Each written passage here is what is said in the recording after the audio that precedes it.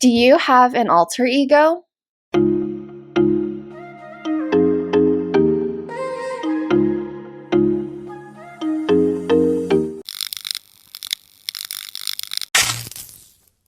Welcome back to After Our Happy Hour. We are your chaotic but cathartic co-host. I'm Vicky. I'm Jamila. I'm Sharon. And today we are going to talk about alter egos.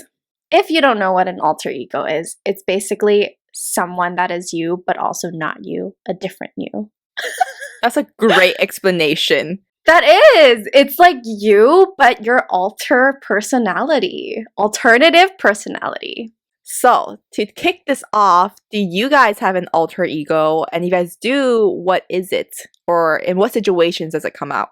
Dude, the only way I can think of alter egos is how I'm different around different people. Professionally, I'm a very different person. Around my family, I'm very different. And I know we talked about this kind of, but I feel like I'm also very different around my significant other versus when I'm with my friends. So that's already 4 alter egos. But would you call those alter egos, or is that just you responding to different environments? Yeah. But what's the difference? So let's just take my emotions or affection side. Like when I'm drunk, that side comes out. It's part of my personality, but because usually when I am more cautious or conscious about it, it doesn't come out. But when I hit a certain level of alcohol, that side of my personality comes out, as well as the more emotional side of me, which kind of creates this another personality that you guys always talk about, or how people call me adapt, because it's very different, but it's not necessarily me adapting to an environment. Maybe you need to elaborate more then, Vicky, because I agree with Jam on that stance. For example, when I'm with my significant other, I'm a little more affectionate than I would be with you two, right? Would that be considered an alter ego? No, because No. I think it would be valid for all of us. Maybe that's the difference. It's alter ego to me is someone who is still me, but different. Because I'm more simpy and a little more, I love you and stuff like that. I don't think that's alter ego. I think that's just you, but in different areas of friendships or relationships, different levels of emotions or the way you express yourself varies. Oh. Yeah. I don't know if I do then.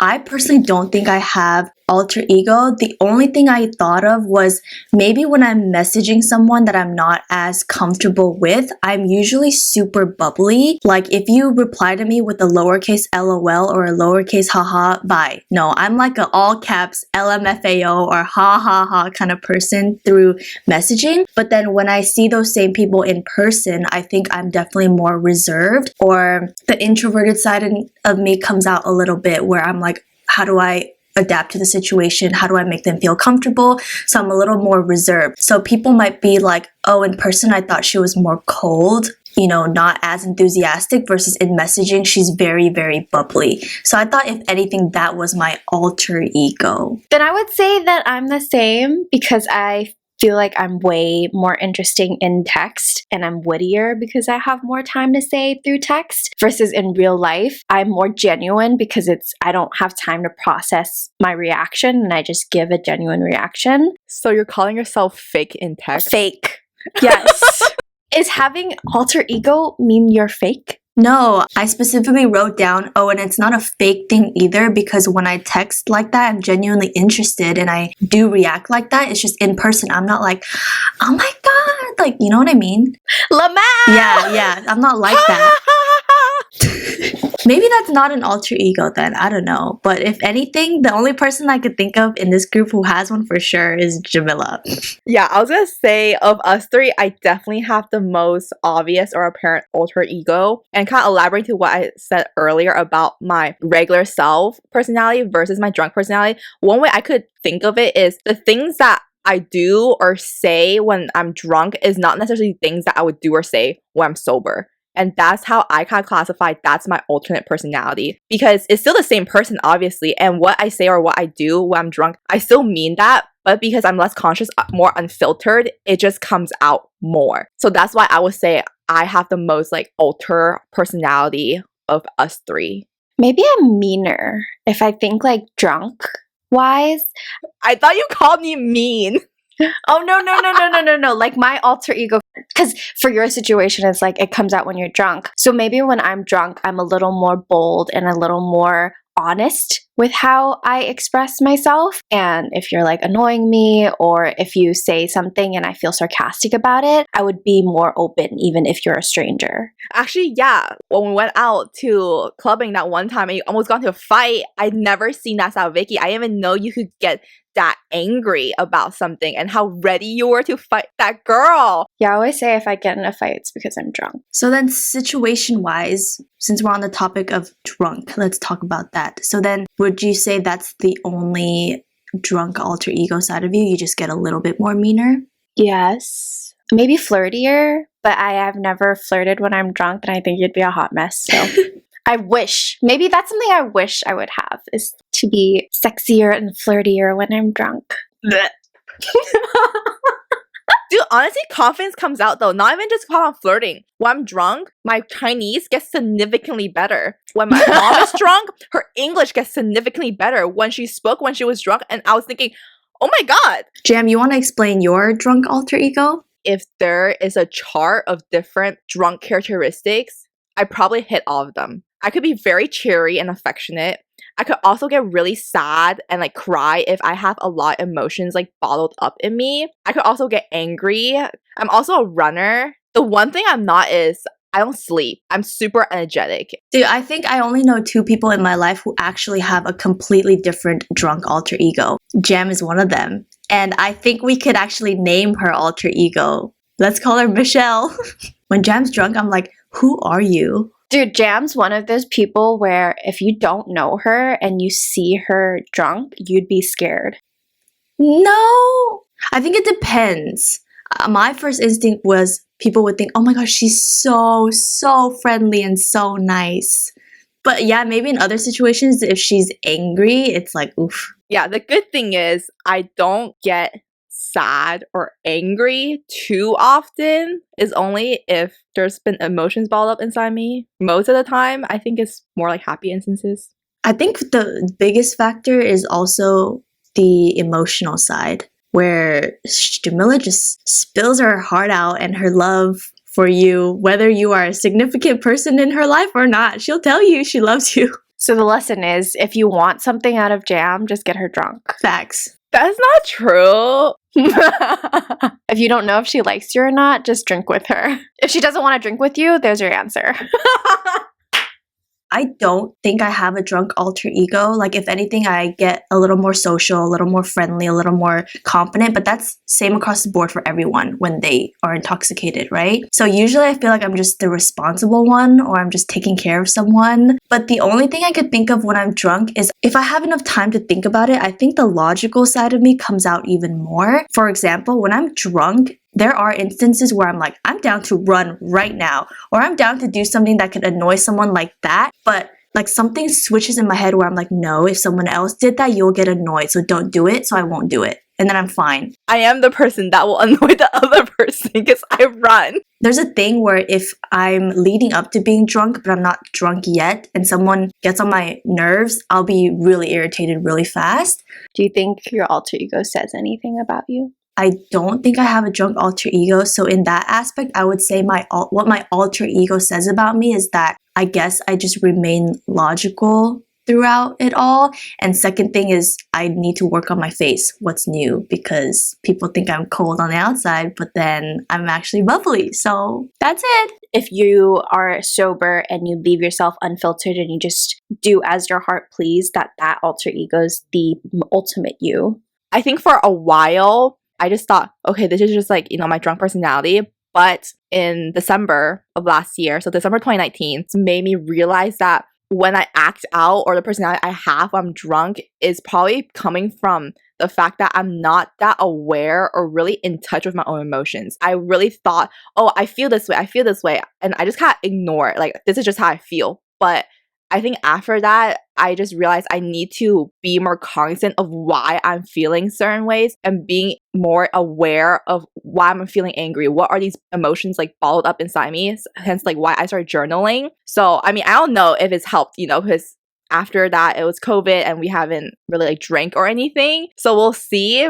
But for most part, I feel like that could be a reason why the kind of negative side of my drunk personality could come out, like when I'm being really sad or being really angry. That's so interesting because I feel like of the three of us, you are the most emotionally in touch to me because you express it so much.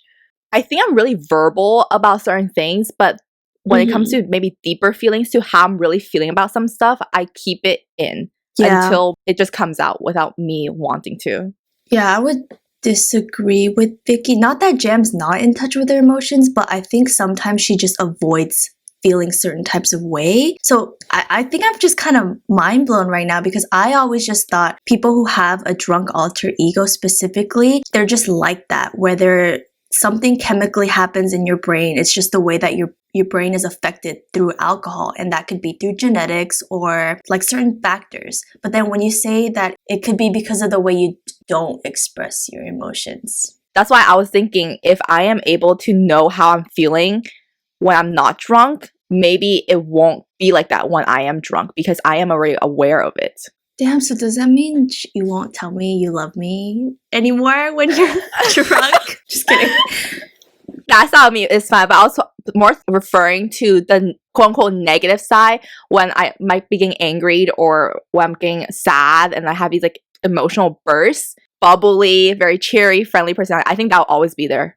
So then in the past, when you would have like a bad episode after being really drunk, let's say you were super angry or super sad, the next day, obviously when you're sober, what usually happens? Do you like reflect, or is it more like, that's my drunk side, let's move on kind of thing? Yeah, usually I think I would just say, oh, that was like my drunk self. I know that I'm like an emotional person and it just came out. Hence why I wanted to test this theory if it's right. So I'm really trying to see like if next time I have like any emotional episodes, but at the same time, it's not like it comes all the time. It only comes when I'm dealing with something like either really sad or like really angry. Wow, that's so interesting. I'm curious for Sharon then. So for you, I would say your alter ego is this text versus real life difference, right? Do you think that your text is ultimately who you are, but then because when you meet a stranger or when you're meeting someone you don't really know in real life, you hold back because you're like, oh shit, I don't want to annoy them or like, you know, do something that will make them dislike me and stuff like that. So you hold back? Maybe.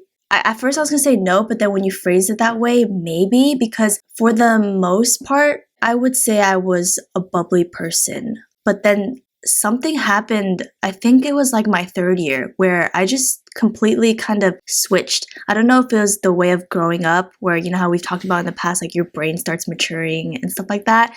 So I don't know if I just became more cognizant of my surroundings and I just need to adapt and be more reserved. For example, when I'm super comfortable with you guys, I think I'm pretty weird, or I can be kind of weird or crackhead, I guess. But then that in social situations, maybe there's a subconscious where I'm like, I need to act a certain way. Because I feel like for myself, when I say meaner, it's not like I'm mean or rude. It's more so I'm more honest about my feelings. And I feel like ultimately that is everything that happens in my head. So when I'm drunk, I like give into that more versus when I'm sober or when I'm like in a setting where I shouldn't be as honest as I am, then it becomes a lesser version of myself, I guess, quote unquote. And so I think my alter ego is who I ultimately am at the end of the day. I kind of do agree. My alter ego is who I am at the end of the day, but at the same time, there's things about my alter ego that I realize that I would want to change. Hence why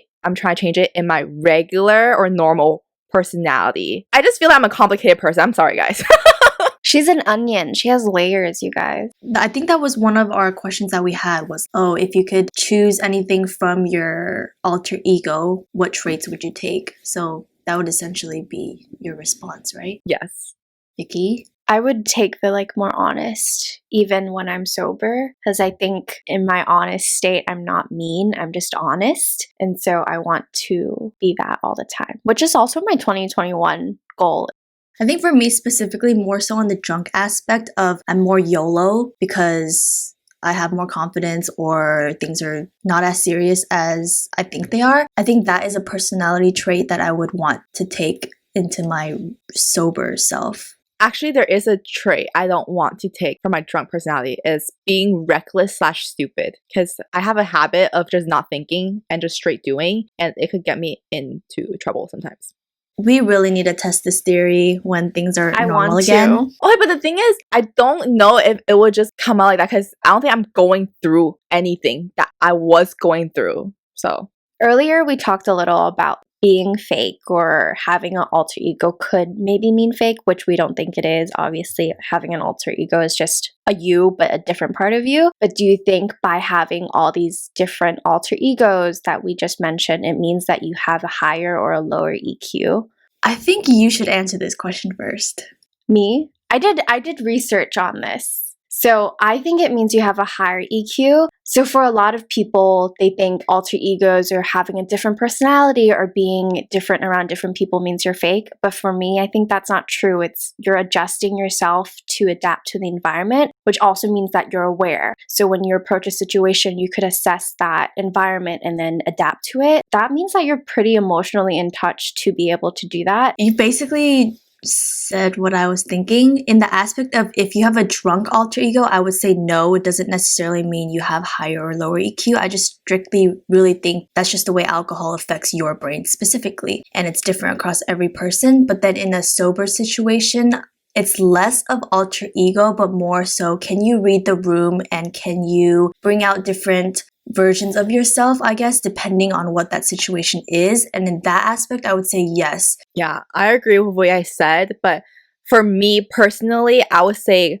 my drunk personality has a lower EQ because I'm in less control of my personality. So I would say that side of me is lower EQ, but I agree with everything else you guys said about in your normal personality with a higher EQ and such.